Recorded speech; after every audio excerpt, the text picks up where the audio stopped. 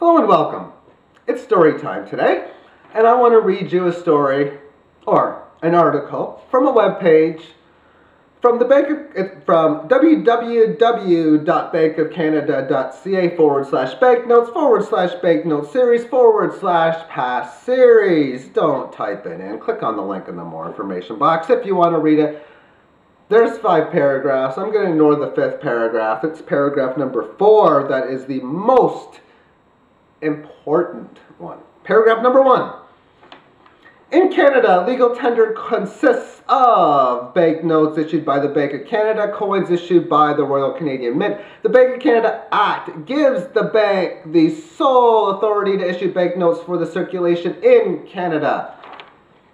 So within the first paragraph, they tell you that there's 2 entities that make, quote-unquote, the money for Canada, which the first one being the Mint, which will do your dimes, nickels, quarters, loonies, toonies, Canadian maples, Canadian palladium coins, the $20 series. And interestingly enough, that $20 coin isn't forced to be accepted, and that's where that 4th paragraph will come into play. So we'll talk about that then. And then the first one, which is the Bank of Canada, they do the paper or plastic rectangles and the digital numbers that you would see in your accounts that you can log into.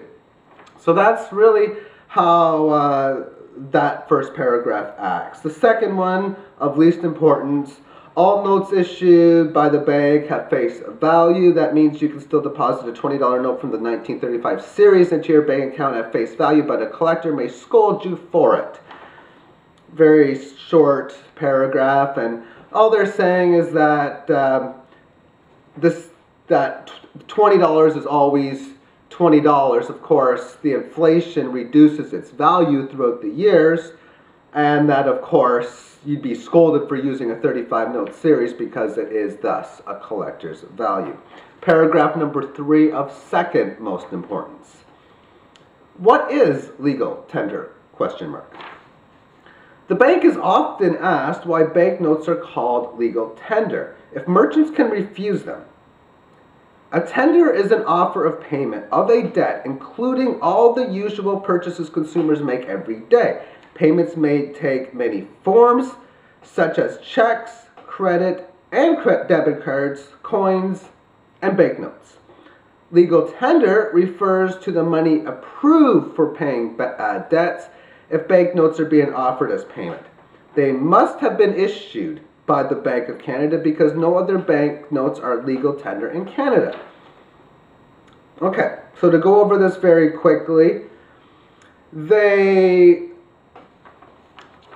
all they're basically saying is that they got the monopoly of currency, which is the case. Like, the Bank of Canada is pretty much the Federal Reserve of the United States.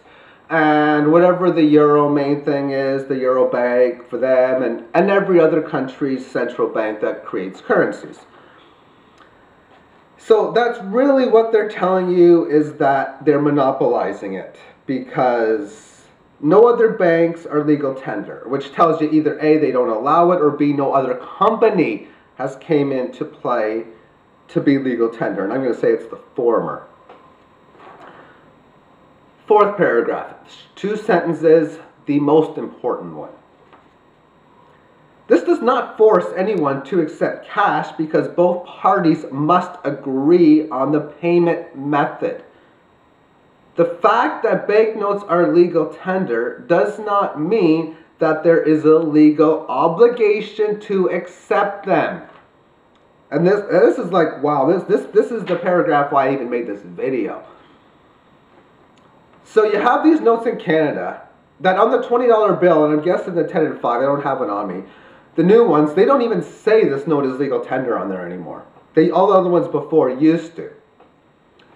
But they're saying that it's not law to be forced to use the legal tender notes, which means if you're a company, you don't have to accept fiat currency. You can accept strictly gold and silver. Or at least you don't have to accept it. I'm sure if you read into legal laws that gold and silver would be acceptable into trade, if, of course, it says here legally that you are not obligated to use fiat currency.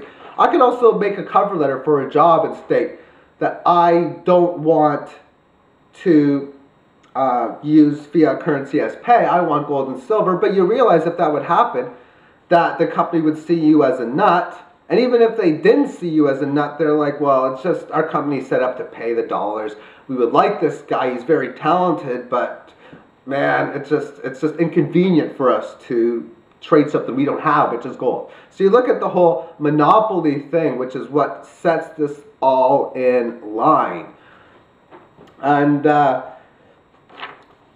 yeah, that's basically it, the whole monopoly set of it. But if you research fiat currency, what you'll read is that the reason why it's accepted or why it's in play is because of the faith that we use it as money, and that's it. But what happens if people, quote unquote, lose faith? I've lost it, and lots of other people have, but it takes a significant amount or a particular percentage of people to turn against that system for it to completely change over.